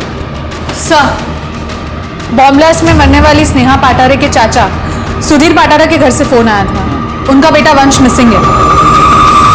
हम दोनों इन दोनों के साथ वंश को छोड़कर मंदिर गए थे, हमें जाना ही नहीं चाहिए था इनके भरोसे छोड़कर उसको। अंकल आईना में मार्केट से सब्जी लाने को कहा था तो वंश हो गया था। जब हम दोनों आधे घंटे में वापस आए तो वंश गायब था। फिर हमने पापा को कॉल किया था। सर फोर्स्ड एंट्री के कोई निशान नहीं है, लगता है जो भी घर में घुसा था उसके पास एक डुप्लीकेट चाबी थी। आपको किसी पे शक है? सुनीला और मिलिंद पर। क्यों? क्योंकि जब प्रमिला प्रेग्नेंट हुई थी ना तो हमारे खानदान में सबको यही लग रहा था कि ये और एक बेटी को जन्म देगी, क्योंकि हमारे खानदान में सभी को लड़कियां ही हुई है और सुनीला का कोई बच्चा नहीं है, इसलिए हमने उसको वचन दिया था कि हम अपनी तीसरी बेटी उसको दे देंगे। अच्छा, तो आपको हुआ बेटा वंश और आपने उसे देने से मना कर दिया। लड़का कैसे देते सर, वो तो वंश का नाम आगे बढ़ाता है और हमने उसका नाम भी रखा था वंश, लेकिन ये बात वो मानने को तैयार ही नहीं थे, अक्का को बीच में लेकर आ गए। तूने अपना बच्चा इनको देने का वचन दिया था ना, वो वचन पूरा करना ही पड़ेगा, चाहे वो लड़का क्यों ना हो। अक्का आप बीच में मत बोलो, मैं अपना वंश इन्हें नहीं दूंगा। अब जिसको जो करना है ना वो कर ले। म्हणजे तू आता अक्काचा पण नाही ऐकणार? और क्या है, आप समझती कौन हो अपने आप को? थोड़ा सा मान सम्मान क्या दिया आपने आपको इस घर का मुखिया समझने लगी? मिलिंद आणि सुनीला ने तुला काय कमिशन दिलंय? अक्का अक्का अक्का थांबा, अक्का अक्का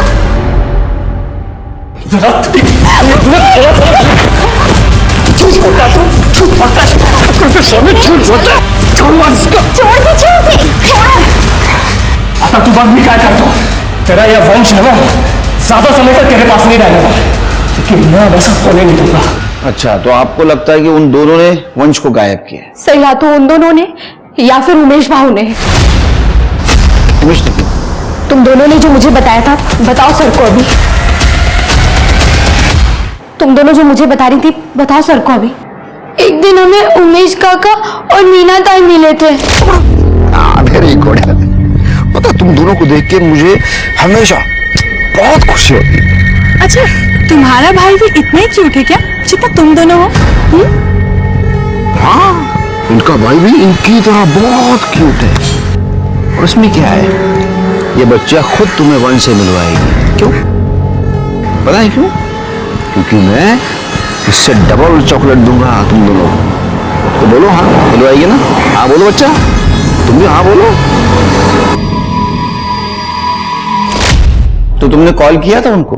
नहीं, लेकिन वो हमसे हमेशा बात करते रहते, घर के नंबर पे कॉल करते थे, सिर्फ मुझसे बात करते थे और यही पूछते थे कि वो मीना आंटी वन से कब मिल सकते हैं।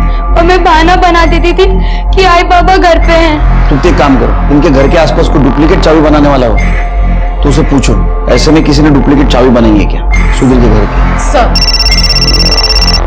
हेलो, ठीक है सर, लक्ष्मी नगर से सनी पकड़ा गया है। साहब मैं कब से बोल रहा हूँ, मेरे को नहीं मालूम वो चिकना भागने के बाद किधर गायब हो गया। देख, तू स्नेहा के कांटेक्ट में था, तू स्नेहा से बार बार फोन पे बात करता था और इतना काफी है तेरे को जेल में भेजने के लिए। सच बोल, तेरे पूरे स्टाफ को ना तेरे बालों को झूलने लगाऊंगा। वो चिकना ने मेरे को सिखाया था बॉम्ब कैसे बनाते,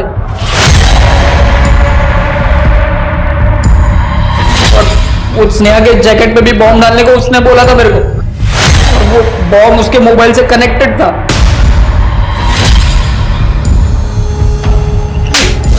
ये बात स्नेहा को बता दी? नहीं, उसको नहीं मालूम था। उसको सिर्फ इतना मालूम था कि जैकेट में कोई कैमरा लगा हुआ है जो मोबाइल से चालू होगा। चिकना किधर है? सब मैं पहले से बोल रहा हूँ, मेरे को नहीं मालूम चिकना किधर है। सर, सुरक्षा नगर के गटर में एक नवजात बच्चे की लाश मिली है। देखकर पता चल रहा है कि वो 4-5 महीने का होगा। ठीक है, वंश के पेरेंट्स को फोन करो।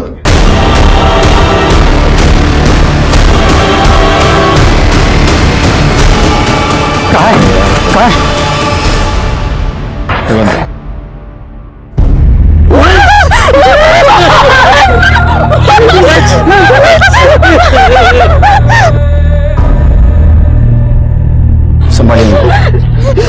ये काम जरूर सुनीला और नितिन का है। उन्हीं कमियों ने मेरे वंश की जान ली है। उन्होंने कहा था नहीं रहेगा।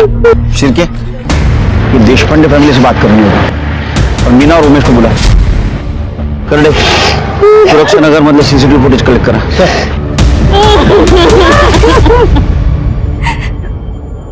आम्ही ठरवलं होतं कि बच्चा पैदा होने के बाद मैं मेरे नाम की जमीन सुधीर के नाम पे कर दूंगी।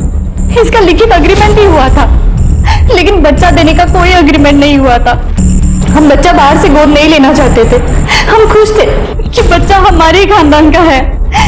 इसलिए मैंने सुधीर पे भरोसा करके वंश के पैदा होने के पहले ही जमीन उसके नाम पे ट्रांसफर कर दी थी सर। लेकिन सुधीर अपने वादे से मुक्त कर गया। ठीक है, लेकिन शहर छोड़ के मत जाना। अगरडे, वेरी गुड सर। सनी टूट गया है, उसने चिकने के 2 ठिकाने बताए जहां पे वो हो सकता है, और सर वो उमेश और मीना दोनों पुलिस स्टेशन आ गए। मैं माँ बनना चाहती थी। मैं चाहती थी कि मेरा भी बेटा हो, लेकिन उमेश ने नसबंदी का ऑपरेशन करा रखा है, इसलिए हमें बच्चा नहीं हो सकता। पर उमेश जब वंश के बारे में बात करता था ना, तो मेरा मन करता था कि वंश को अपने हाथों में लेके मैं खिलाऊं उसे। शायद मैं वंश को सिर्फ किडनैप करके स्नेहा की मौत का बदला लेना चाहता था। वो सुधीर जमीन बेचने को तैयार ही नहीं था। मैं तो सिर्फ उसे खून के आंसू रुलाना चाहता था, ये नवजात बच्चे को मार के। नहीं साहब, हमने नहीं मारा उसे। हम जब उस घर में घुसे तो वंश वहां था ही नहीं। सुधीर के घर की चाबी कैसे मिली? उमा से।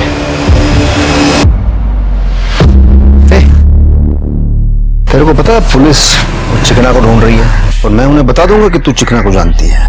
काका काका प्लीज मत बताना किसी को। लेकिन एक शर्त है, मुझे इस घर की चाबी चाहिए। देख तू कहीं भी बाहर जाएगी ना, उसके पहले ये गमला, ये कुंडी है ना, उसके नीचे चाबी रख के जा। छोटा सा काम है, करेगी ना। जब सुधीर और प्रमिला हर हफ्ते की तरह मंदिर गए तो उस दिन उमा ने मुझे फोन करके बताया कि वो मार्केट जा रही है। तो मैं मीना के साथ उस चाबी से दरवाजा खोल के उस घर में घुसा। फिर हमने पूरा घर चेक किया, वंश हमें कहीं नहीं मिला सर। अच्छी कहानी है। अब मेरी कहानी सुन। जो सच है, तू उस दिन सुधीर के घर में गया, वह वंश था। तूने उसको उठाया, उसका गला दबाकर उसको मार दिया और बाद में गटर में फेंक दिया। नहीं साहब, मैंने नहीं मारा उसे। अगर आपको किसी को गिरफ्तार करना है ना तो वो दो बहनों को पकड़िए। वो उससे बहुत नफरत करती थी, दोनों।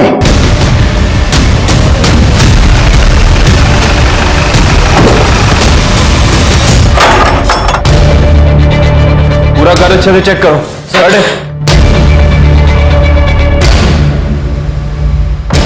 कोई है वहां पे? पढ़े कुछ मिला? नहीं सर, कुछ नहीं मिला। लगता है दूसरी लोकेशन पे होगा। हमें नहीं पता कि उमेश काका ने क्या कहा। हमने कभी उन्हें चाबी नहीं दी। रोना नहीं बेटा, बिल्कुल रोना नहीं और डरना भी नहीं। मुझे एक बात बताओ, स्नेहा को तुम लोग उसके बॉयफ्रेंड से मिलने में मदद करते थे? हाँ सर, मुझे नहीं पता था कि उसका बॉयफ्रेंड वो था। जब हमें पता चला हम डर गए, इसलिए हमने किसी को नहीं बताया। ठीक है, जाओ।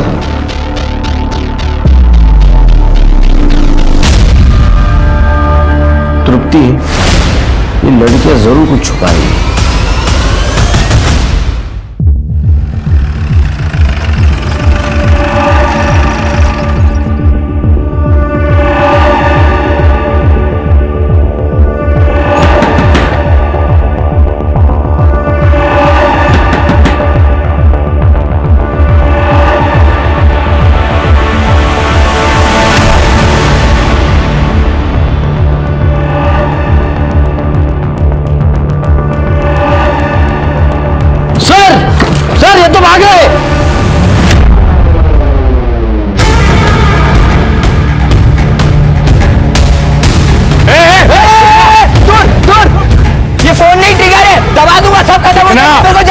रोक चिकना।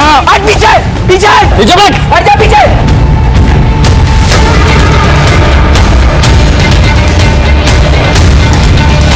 मैं दबा रहा हूं इधर।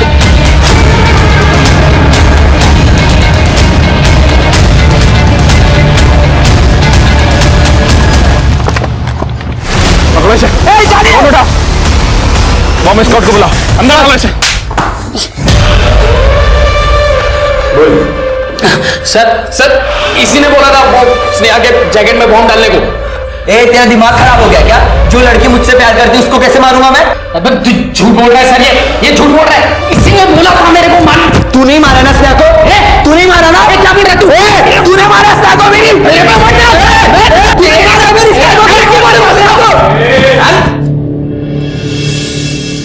चिकनी, मुझे सॉलिड प्रूफ चाहिए। तुम सच बोलो इसका। नहीं मिला तो दिन पूरी चिकनाहट खत्म हो जाएगी। सर आ जाओ। सर ये चाबी बनाने वाला सूर्या है। सुधीर के घर की चाबी इसने बनाई थी, ऐसा ही बोल रहा है। किसने बनवाई थी? वो सर शकल देखूंगा तो पहचान लूंगा। डाक बदला सर। नहीं ये नहीं, ये हाँ यही था साहब, यही था। ये तो मिली नहीं।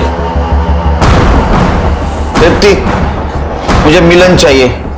सर सुरक्षा नगर का सीसीटीवी फुटेज मिल गया।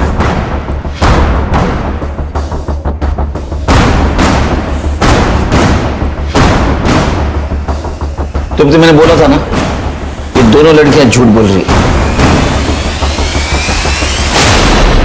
देखो, जो कुछ भी है ना सच सच बताना और बिल्कुल डरना नहीं। हाँ, कोई कुछ नहीं बोलेगा। देखा आपने वीडियो? ये तुम दोनों पॉलीथिन में ये वो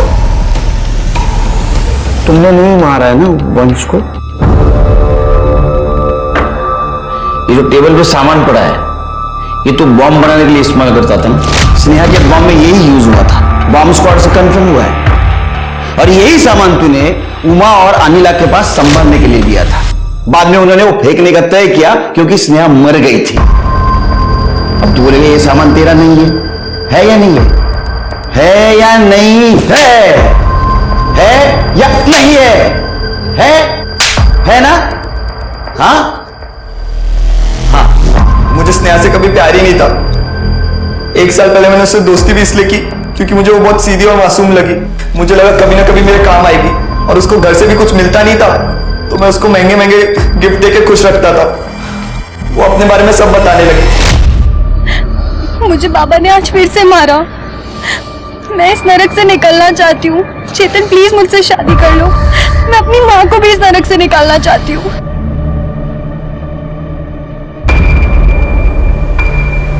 बहुत जल्दी। और जल्दी वो वक्त भी आ गया जब मैं अरेस्ट हुआ और उसको पुलिस स्टेशन को मिलने बुलाया। अरे तू रो क्यों रही है? मैंने कुछ गलत नहीं किया है। मैं जल्दी बाहर आ जाऊंगा, भरोसा रख। मुझे तुम पे पूरा भरोसा है चेतन। मेरा एक काम करेगी? मैं तुम्हारे लिए कुछ भी कर सकती हूँ। धीरे। 1 हफ्ते में इन लोग मुझे कोर्ट ले जाएंगे, उससे पहले पुलिस स्टेशन रिपोर्टिंग के लिए। मैं चाहता हूँ कि तू पुलिस स्टेशन के बाहर आ, एक जैकेट पहन के जिसमें एक पावरफुल हिडन कैमरा रहेगा। तू मेरा वीडियो बना पाएगी बिना पुलिस को पता चले। लेकिन वो वीडियो बनाने की क्या जरूरत है? जरूरत है। मैं दुनिया को बताऊंगा कि मुझे उस जुर्म की सजा मिल रही है जो मैंने किया ही नहीं है। ये वीडियो हम बाद में न्यूज चैनल्स को देंगे, जिसके बाद ये लोग मुझे यहाँ जेल में नहीं रख सकते हैं। मेरे साथ दोगी ना? लेकिन वो जैकेट कहाँ? सनी देगा तेरे को जैकेट। एक बात बता, जब स्नेहा को ये पता नहीं था कि उसने बॉम्ब पहना है तो उसको ये कैसे पता चला कि ट्रिगर कब दबाना है? सर, मैंने उसको कहा था मैं जब उसकी तरफ देख के आंख मारूंगा ना, वही हमारा सिग्नल होगा। सर, आपको तो पता ही है ना, प्यार अंधा होता है। बेचारी बेवकूफ बन गई। कैमरे का बटन समझ के उसने ऑन किया और लेकिन तेरे को ये पता नहीं, पुलिस वालों को नींद में भी दिखता है। तेरी जो हंसी है ना, ये जिंदगी भर रोने में बदल जाएगी। और ये जो आवाज है ना, ये कहां से निकलेगी पता भी नहीं चलेगा।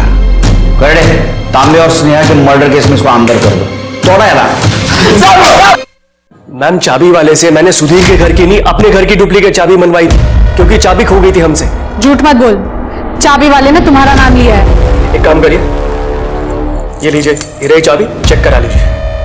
मैडम, वंश के किडनैपिंग के टाइम इनकी फोन की लोकेशन सुधीर के घर के पास नहीं थी। चाबी चेक करो। मैम,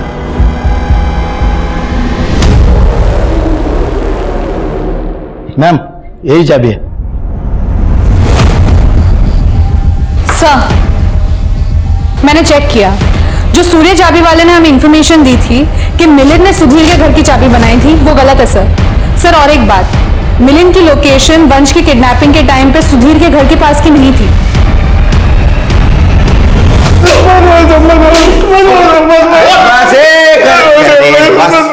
मारा तो संगत, इतना मारते हो जान जाएगी ना बच्ची की। बोल बेटा, मार। हाँ बोल। मुझे बोला गया था मिलिंद का नाम लेने को सर। मैंने किसी और के लिए सुधीर के घर की डुप्लीकेट चाबी बनाई थी सर। उसके लिए क्यों किया ऐसा? मेरे बाबा ने सारे रिश्ते तोड़ दिए, इसलिए कि मेरे भाग के शादी की थी। वो लड़के ने मुझे छोड़ दिया, मजबूरी से मुझे वापस आना पड़ा। माँ के कारण बाबा ने घर में आश्रय दिया, लेकिन उनका प्यार एक लौती औलाद उमाकांत, उनका बेटा पे था। बाबा ने वसीयत में फूटी कौड़ी भी नहीं दी मुझे। उमाकांत के फेंके हुए टुकड़े पे मैं जी रही थी। उमाकांत ने एक बार भी नहीं सोचा कि इसकी शादी करा दे।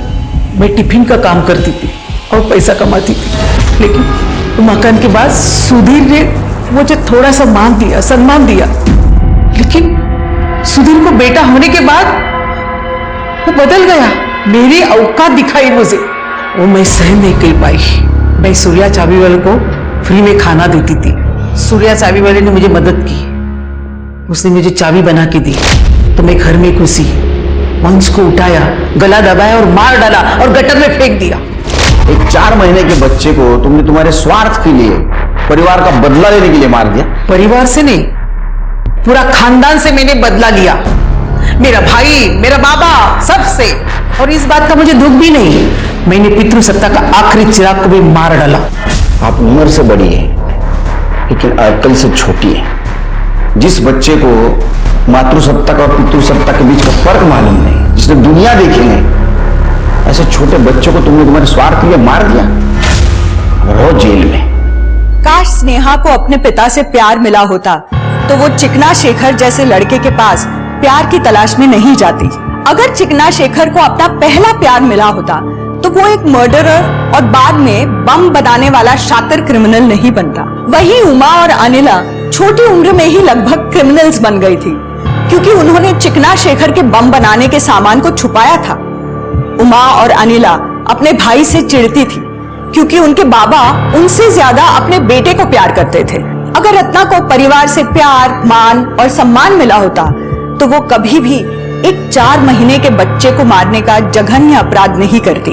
इसलिए परिवार को चाहिए कि उन्हें समझे, प्यार दे, उन्हें सही दिशा दिखाए, उनकी छोटी मोटी गलतियों को माफ कर दें, जिससे उनके मन में गलत ख्याल पनप ही ना पाए। तो इस उम्मीद के साथ अब मैं रेणुका शाहने आपसे विदा लेती हूँ।